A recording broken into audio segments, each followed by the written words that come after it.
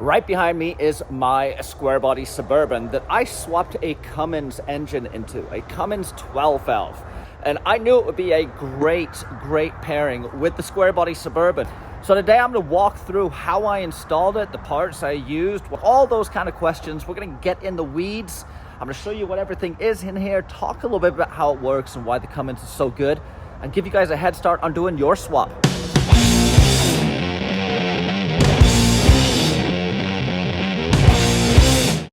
This right here is a Cummins 12 valve under the hood. Well, I guess it's not under the hood, in the engine bay of my Squarebody Suburban.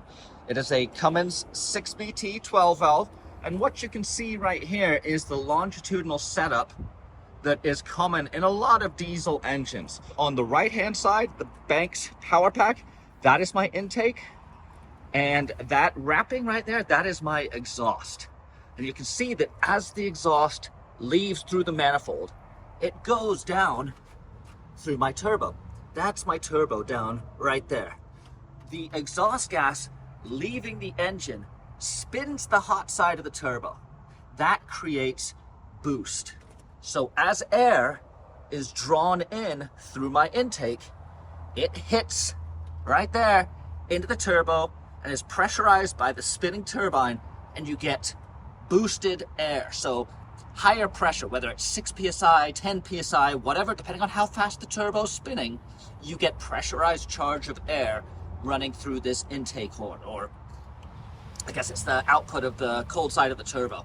This then enters the intercooler, which is this guy right here, comes all the way across to the other side, and after being cooled down by just conduction and convection, you enter into the charge side. And this is the intake that delivers air into the engine. But here comes my high pressure fuel. This is where the fuel enters the P pump. This is called my Bosch P pump. And inside of it are my injectors. You see there's 6 injectors right there, each one corresponding to a cylinder. The P pump is timed off of the gear drive in the engine so that it meters and delivers the fuel to each cylinder at an appropriate rate and pressure. You'll see that each one of these lines on here is taking fuel directly to the corresponding cylinder from the P pump. Very effective way, very reliable, all mechanical, easily tunable, and just massively overbuilt. So that is one of the reasons that these trucks are so desired, or this engine is so desired. There is pretty much infinite tuning in this pump. And then add to the fact that you can increase boost, you can increase timing, you can increase fuel flow and fuel pressures, and you have an engine that is essentially, man, there's guys making 2,000 horsepower out of these engines. Now, I don't suggest doing that for a daily driver. I prefer to have buttloads of torque, which is what I've got in this guy, rather than high horsepower, but this is an engine that has so much potential. So how did I install this guy? Well, there have been quite a few challenges getting everything nicely packaged in here. I did not want to cut into my firewall. And as you can see, if I get you down in here, I am fairly close to the firewall as it is. So I essentially moved the engine back as far as I could before I committed to the motor mounts. And my motor mounts are right down in there. Let's zoom you guys in. That is the Agan Fab cross member and motor mounts. And you see how they're using suspension bushings to both mount and tie onto the engine itself. And then there's a cross member underneath that ties into all that. That's what you see right there. Once again, that is from Agan Fab. Big believer in his stuff. He's done a great job designing and getting this thing all worked out. And here's another cool part. His kit ships with a plate that templates this cut. So you essentially move the engine forward as far as you can on this harmonic, or you clear room for the harmonic balancer to fit with the factory cross member. So that's what you see right there. And then moving up to the top, well, you can't really see in here, but there's a lot of stuff packed in here. You've got my AC condenser, and then immediately behind the AC condenser, this is my intercooler. And then behind the intercooler, you have the radiator. I've been having quite a lot of challenges getting the radiator to keep this engine cool. I think it's a combination of poor fan placement and ineffective shroud, a faulty thermostat, and a leaking heater core. Basically, a whole lot of stuff conspired to make my junk overheat. So, what are we looking at on this side? This is a big block radiator. It's a 4-core that you can get from Summit. It's a big block radiator for square bodies. It fits perfectly into these trucks. It's got a lot of the attributes of the old school GM units.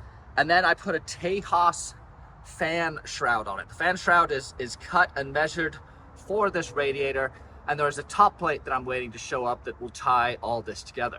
These are Spall 1700 CFM fans. I have 2 of them. So running a total of close to, oh man, what is that? That's 3400 CFM. And yeah, I think that's gonna be effective. If not, I will be trying a straight mechanical fan. No clutch, just bolting it straight onto the nose, onto the cone right there to get a fan in here that hopefully will build enough air for me. What else do we got in here that you guys need to know about? The motor mounts, the cross member. Well, the core support is another major challenge because I don't know if you guys can see how big the intercooler is, but it is a huge unit. And one of the challenges I've had is I was hoping that this intercooler would allow me to use a factory Dodge radiator. You can see I've got, you know, 4 inches of space here that could be utilized for a wider radiator. But unfortunately, and I didn't discover this till afterwards, this particular kit that comes from Rob Bonney, you can see there's a brace and a bar and a lower tray that I have cut and welded into my core support. Unfortunately, this configuration mounts the radiator the intercooler upside down.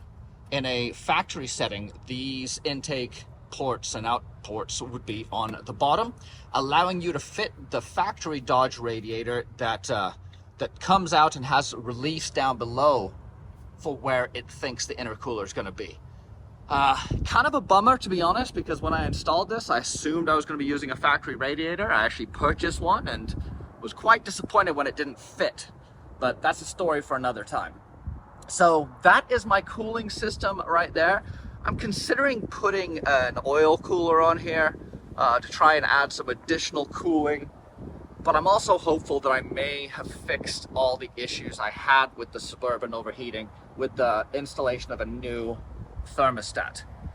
I am still using my factory AC. So my factory AC uses this this is a Vintage Air Monster condenser, but everything else apart from the compressor, I've got a Sandon unit down there that I used to compress and work the AC, but I'm still using the same evaporator, the same core, and all the same vacuum lines. Now, because a diesel engine doesn't produce much vacuum, I did have to use a small little vacuum pump right here. So this is a vacuum pump off of Ford.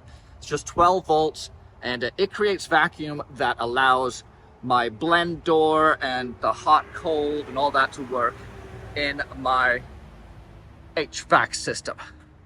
I think that's about it for now. If you guys want to hit me with any additional questions as to how I installed this or why I installed this and would I do it again, I'm more than happy to answer those comments down below. I love this truck. It's had quite a few bumps along the way. I've had to really get some wrinkles ironed out, but I think I'm pretty close to having a absolutely bomber reliable vehicle.